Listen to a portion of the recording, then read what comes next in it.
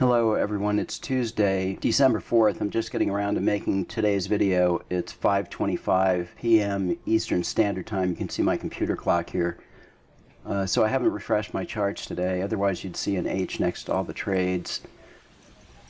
Pretty good day today. First, just a little trading lesson for those of you that trade manually, and even trading the Autotrader. This can help you have a bias, because basically when you're trading of any kind, when I'm trading, I always ask myself, who's in control of the buyers or the sellers? So one of the things I look at, especially if I'm trading the indices, is the advancing stocks and declining stocks. And so here I have a chart showing the decliners in red and the advancers in green. So today, just by looking at the advancers and the decliners, you can see that clearly the sellers were in control, as the declining stocks outnumbered advancing stocks 6-1 or 5-1, 2,500 decliners to 471 advancers. So throughout the day, the trend was down, and that even reflected on, this is the chart of the DAX, but if you look at the E-mini S&P or the Nasdaq, it was similar sell-off. And the advanced decline ratio and advancing and declining issues is a good indicator of market sentiment. Okay, first up is the DAX on a 3-minute chart, and this struggled for most of the session, even drew down quite a bit, $1,400 or about $700 per contract, but then it came roaring back and had this spectacular short trade here around the noon hour, and I believe it hit its goal. It did 32.37. No, it's shy of its goal. I have a pretty steep goal on here, so shy of its goal, but still pretty spectacular trade here. A limit order with an 8-tick pullback. Okay, next up is the Nasdaq on a 987 high Kanashii tick chart. This did 23.50 for the day with no drawdown, and our goal on this is 2200, so 150 of positive slippage. Pretty nice going here, and you can see the sell-off in the E-mini as well. Okay, next is the Nasdaq on a 150 high Kanashii chart, and this did 2135 today. The goal on this is 2100, so a couple of ticks of positive slippage. Some pretty decent trading here. Didn't draw down in the negative. Was kind of up here, and then a couple of losers on the way up to its goal. But ultimately it was this back-to-back short and long that pushed it to the top. Okay, the Nasdaq on a 987 high Kanashii chart did 1675 for the day, and the goal on this is 1550, so really nice positive slippage. And mostly winning trades, a couple of losers here you can see in the equity curve, but ultimately pretty solid performance.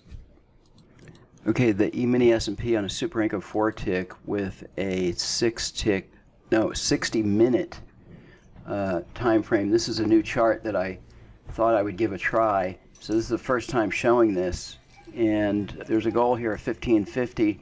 So this came just shy of its goal. It had fairly small loser here, only 200 per contract, and then came back with this really nice short trade, and then another short trade here, and that put it up to 1400 for the day, and it did not trade again after that. So very large, higher time frame, and you can see how that worked out pretty well on a day like today. I guess I was, stopped out here definitely prematurely. Okay, next is the DAX on a Super Inco 8-tick with the other time frame of Super Inco 6, and this has been showing pretty good lately. The goal on this is 1500, and we did 1450, so this hit its goal. It drew down early on, only about 250 per contract here, 250 total, so 125 per contract, and then made an equity high of about 500, and then came back with this couple of winners here, and ended up with 1450 for the day. Okay, the crude oil on a 150 50 tick high Kanashii chart has a goal at 1250, and it hit its goal with no slippage, and this drew down only about $75 per contract and then came back up and ultimately hit its goal, as you can see here. Mostly trades like this, just catching these intermediate swings. This is a limit order with a pullback of 4 ticks. Okay, the E-mini S&P on a Super Renko 4 tick chart with a 2 tick other time frame and a goal of 750 hit its goal and had some slippage. This did pretty well today. The drawdown was only about $125 or $62.50 per contract, and it finished with these 2 nice back-to-back trades. Okay, the crude oil on a Super Renko 7 tick. This is what you want here, a small loser, maybe about $100 here, and then one winning trade here, and it did 1200 for the day. The goal is 1200, so in and out of this trade with no slippage. Okay, next up is the Super Renko 4 tick, and this first made an equity high of 730. Then it almost gave it all back and then came back again, and I believe hit its goal of 1,000.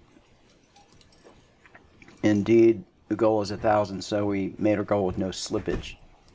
Okay, next is the crude oil on our Super Renko 8 tick. Using our line break logic, this chart's been really solid. Did 950 today on just a couple of trades.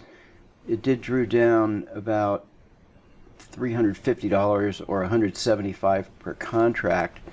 This is a limit order with a pullback at 2 ticks, and the goal is 1,020. So definitely hit its goal and had some slippage.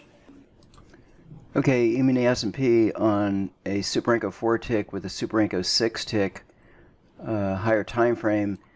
This had a pretty steep drawdown of 1,000 and came back to finish at 475, but it made an equity high of about 1,000, so this was actually quite volatile today. This one is trading only 2 contracts, and I have a goal of 1,050, so pretty amazing it didn't get stopped out here. It was just shy of that, and that it came back and made an equity high of 1,000, and overall finished at 475, so quite a ride on this one today. That's all for today's video. Thanks for watching.